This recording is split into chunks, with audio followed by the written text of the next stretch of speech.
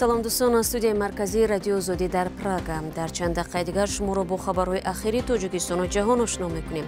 Нахуст нигоҳи хоҳем дошт ба номгӯи мавзӯи имрӯз 22 ноябр. ҳама интизори эълонанд. Исроилу Ҳамос ба оташбаси 4 рӯза ва табодули асирон мувофиқат карданд. ташвиқ ба ҷанги Украина аст ё камбуди пул? Чаро муҳоҷиронро муддатҳои тӯлонӣ дар боздоштгоҳи Сахрова нигоҳ медоранду ба ватан намефиристанд? боздоштгоҳи муваффақӣ муроҷиат кардам, аммо оно мегӯянд ки ҳозир мо маблағ барои равон кардан надорем.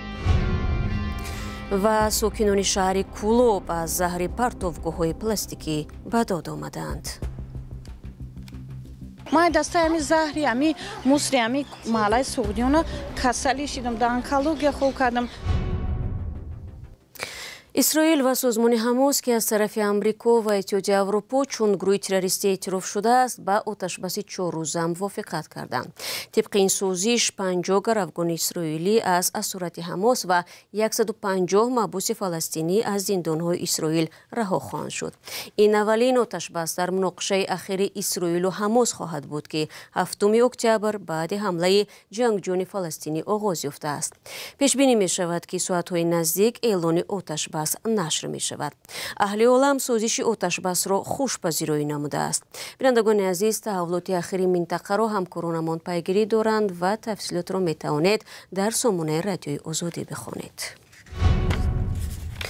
дар як сӯхтори дар охири ҳафтаи гузашта ҳуҷҷатҳои муҳоҷирони тоҷик нобуд шуд. Сӯхтор 18 ноябр дар макони либосивазкунии бинокорон дар наздикии метрои Тереховаи Москав ба амал омадааст. гуфта мешавад, сӯхтор бо айби дастгоҳи гармидиҳӣ сар зад.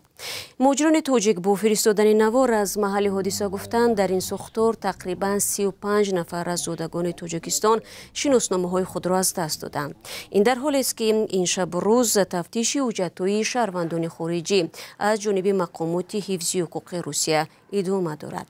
аз ин пештар низ борҳо дар оташсӯзиҳо санаду пул ва либосу ашёи дигари рӯзгори муҳоҷирон нобуд шуда буд. афзоиши рейду боздоштҳо дар Русия шумори муҳоҷиронро дар боздоштгоҳҳои муваққатии Русия зиёд ва шароитро дар ин марказҳо бадтар кардааст. муҳоҷирони тоҷик аз боздоштгоҳи Сахрваи Русия мегӯянд, онҳо дар ин ҷо бо сарнавишти номуайян ҳафтаву моҳҳо мемонанд. пайвастан ба артиш ва рафтан ба ҷанг аз аввалин даъватҳое будааст, ки баъди овардани муҳоҷирон ба Сахрва ба онҳо пешниҳод карда мешавад. ҳамкорам Зарангези Наврӯзшоҳ мавзӯъро идома медиҳад. даъват мекунам ба ҷанги Россия Украина. мегуфтем муҳоҷири тоҷик дар боздоштгоҳи Сахрваи Русия мегӯяд, ин ҷо тамоми талош ба он равона шудааст, ки муҳоҷиронро маҷбур ба ширкат дар ҷанги Украина кунанд. дар ин ҷо ба аксар муҳоҷирон аввал пешниҳоди хидмати қарордодӣ дар артишро мекунанд. онҳое ки рад мекунанд, дар шароити душвор ва номуайянӣ ба сар мебаранд. ин мусоҳиби мо тақрибан 1 моҳ боз дар ин ҷо нигаҳдорӣ мешавад. мегӯяд, баъди гум кардани ҳуҷҷатҳояш аз як шаҳри дигари Русия ба Москав омад ва барои гирифтани шиносномаи нав ба сафорат муроҷиат кард. аммо дар метро боздошт шуд. дар як ҳуҷра то 10 нафар, як хлеб ё нон барои 13 кас ва дар 3 рӯз як бор ҳуқуқи истифодаи телефону тамос бо наздикон. муҳоҷирон вазъро дар боздоштгоҳи Сахрова чунин тасвир мекунанд ва ин ҷоро зиндон барои муҳоҷирон меноманд. дар ин марказ асосан муҳоҷироне нигаҳдорӣ мешаванд, ки ба нақси қоидаҳои будубош ё ҳуқуқвайронкунии маъмурӣ муттаҳаманд. аз ин ҷо аксарият ба ватан хориҷ мешаванд. дар сафорати Тоҷикистон рӯзи 21 ноябр ба радиои Озодӣ гуфтанд, дар 11 моҳи ахир 2700 муҳоҷири тоҷик аз Сахрва ба Тоҷикистон ирсол шудаанд. дар як ҳафтаи гузашта ба иттилои сафорат 20 нафар ба кишвар интиқол ёфтанд. намояндагони сафорат мегӯянд, барои раҳо шудан ва интиқоли муҳоҷирон аз Сахрва кӯмак мекунанд. муҳоҷирон барои кӯмак ба ҳуқуқшиносон ҳам зиёд муроҷиат мекунанд. бисёра муҳоҷирон муроҷиат мекунанд аз боздоштгоҳи муваққатии Сахрва, ки дар ин ҷо мо зиёдтар истодем, баъзеҳо 40 рӯз мега истодем, баъзеҳо мега 50 рӯз истодем. ҳолатҳое ҳастанд, ки аз шаҳрвандони Ӯзбекистон муроҷиатҳо ҳастанд, ки зиёда аз 2 моҳӣ аст, ки дар боздоштгоҳҳои муваққатӣ мо истодагием ва моро равон намекунанд. ман худам чандин маротиба ба ҳамун بازداشتگاه موقتی مراجعت کردم، اما اونا میگن که حاضر ما مبلغ برای روان کردن نداریم. با گفته این حقوق شناس بعد 12 روزی نگهداری در بازداشتگاه مهاجر حق دارد به وطن برگردانیده شود. در برخی از حالت‌ها مهاجران تلاش میکنند بعد هفته و ماه‌های انتظاری با مبلغ خود چپته خریده به وطن برگردند. برادر یکی از مهاجرانی که هفته پیش از این بازداشتگاه به وطن برگشت به آزادی گفت از ترس به جنگ فرستاده شدن دادرش او را بعد یک ماه کوشش‌ها از بازداشت به وطن انتقال دادند. برادر او را هم در اینجا به ارتش و جنگ دعوت کردند. به باور برخی از مهاجران و حامیان حقوق یک هدف بازداشت طولانی مهاجران در اینجا فعلا جلب آنها به جنگ یا ارتش است. موقع و واکنش مسئولین بازداشتگاه صخره به این ادعاها معلوم نیست. روسیه را حامیان حقوق برای پایمال کنی حقوق مهاجران بسیار تنقید میکنند و میگویند با آنها در روسیه همچون آدمان نوع دو مناسبت می شود.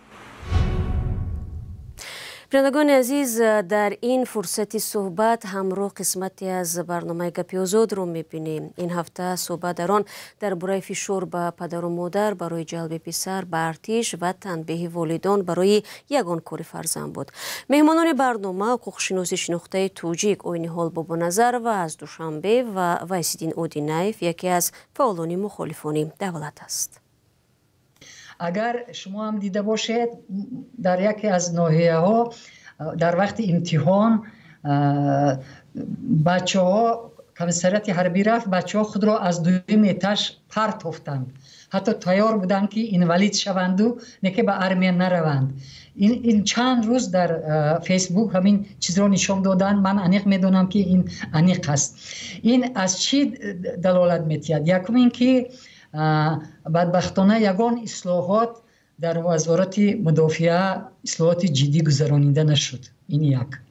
دوم وقتی که اصلاحات دوم یعنی که سود مستقل نیست، پارلمان قانونایی که قبول میکند نظارت نمیکند، همین در یک جایگی به آن آورده میرساند که بعضی شخصیت ها بعضی راهبرای ساختارها آنها میدونن که یگان مسئولیت حس نمیکنن، آنها را جوابگر نمیکنن، بنابر این همین حادثه ها تکرار می شود.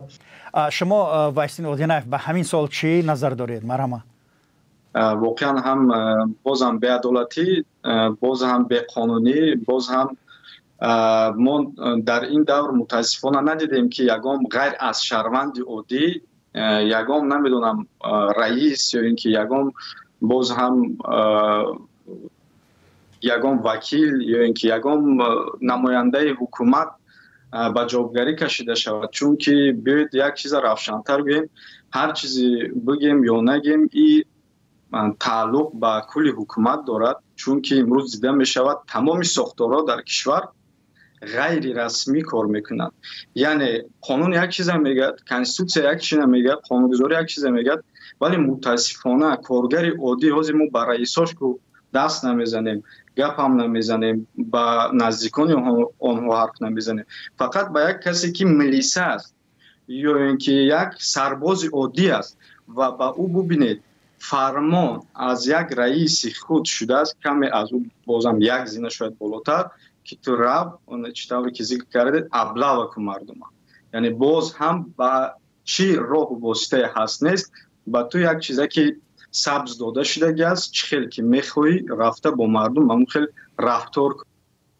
دوستان مهربان، برنامه گپی آزاد روز یک شنبه ساعت 14 به وقت دوشنبه و ساعت 13 به وقت مسکو نشر می شود. لطفاً یادداشت کنید و به دوستانتون هم برسونید. اما من برنامه اخبار رادیو آزادی رو ادامه میدهم. در تاجیکستان مواد پلاستیکی به یک دردسری واقعی تبدیل شده است.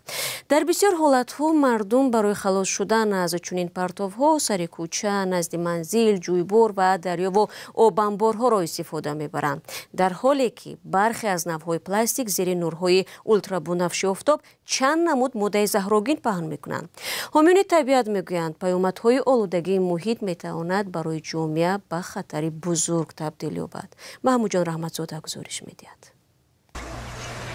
مشورت ساکنان محله سوغدیان کلاب به سر پرتوهای پلاستیکی.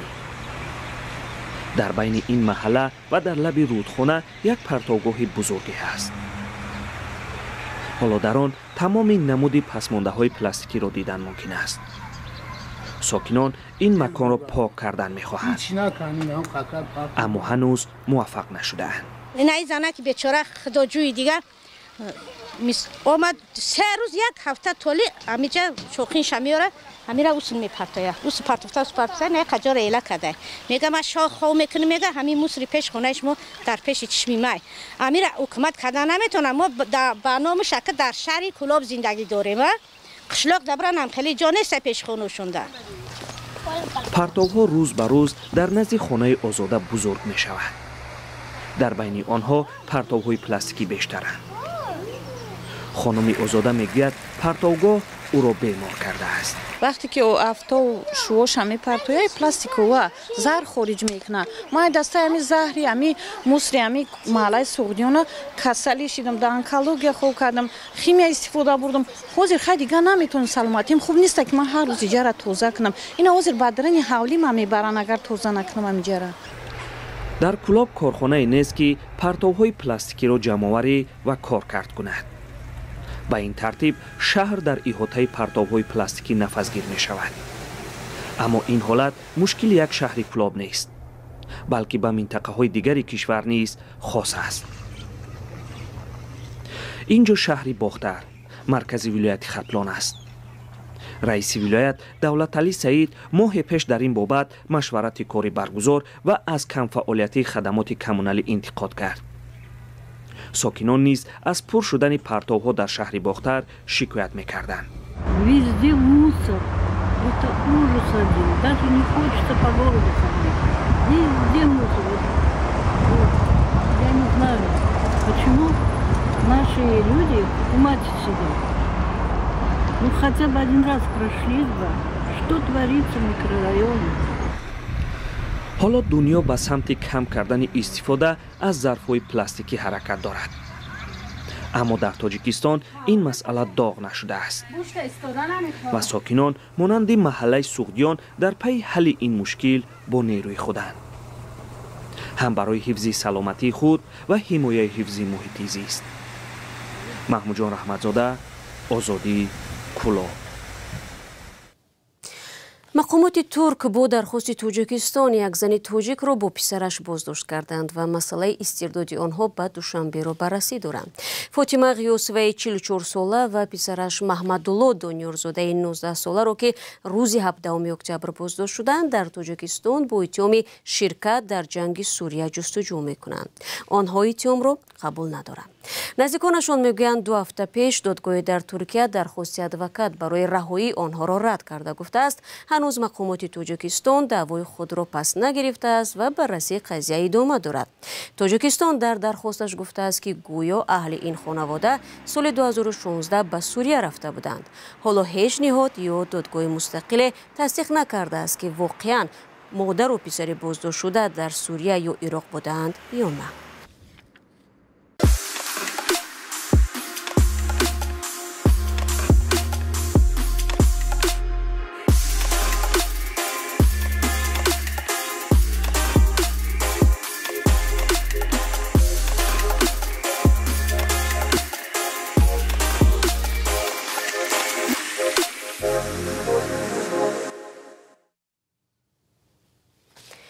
و خبر دیگر امروز تجارت مرزی میان پاکستان و افغانستان از سر گرفته شد. پیش از آن منصبداران دو کشور تصدیق کردند که پاکستان دستورهای نو برای تقدیم روادید سفر را به تأخیر گذاشت.